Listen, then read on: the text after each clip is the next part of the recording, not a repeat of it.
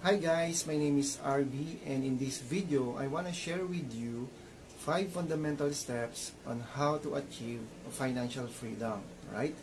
So, step number 1, improve your cash flow. Ibig sabihin, kailangan i-track natin yung ating mga expenses and alam natin yung mga umapasok at lumalabas na pera sa atin. Okay? Step number 2 is getting out of debt.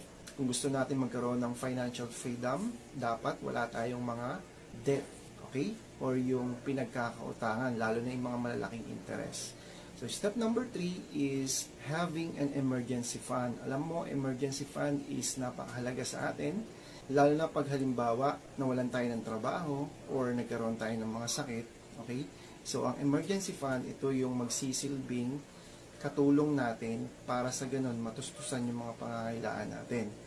And step number 4 is having a life insurance, right? Life insurance gives you income protection. Ibig sabihin, kapag may nangyaring hindi maganda sa atin, nagkaroon tayo ng malalang sakit or kinuha na tayo ng Panginoon, magbibigay ang company sa atin ng benefits in terms of money, pambayad doon sa ating mga gastos. Ibig sabihin nun, hindi na natin kailangan gastusin yung ating mga savings. Hindi mauubos yung ating mga perang pinaghirapan. Okay? And step number 5 is investment. Alright? Investment, ang ibig sabihin nito ay nilalagay natin yung pera natin upang sa ganon, tumubo pa siya ng tumubo ng pera. Kumbaga, hindi na tayo nagtatrabaho. Ang nagtatrabaho na nun ay yung ating pera. Money works for us, ibig sabihin nun. Okay?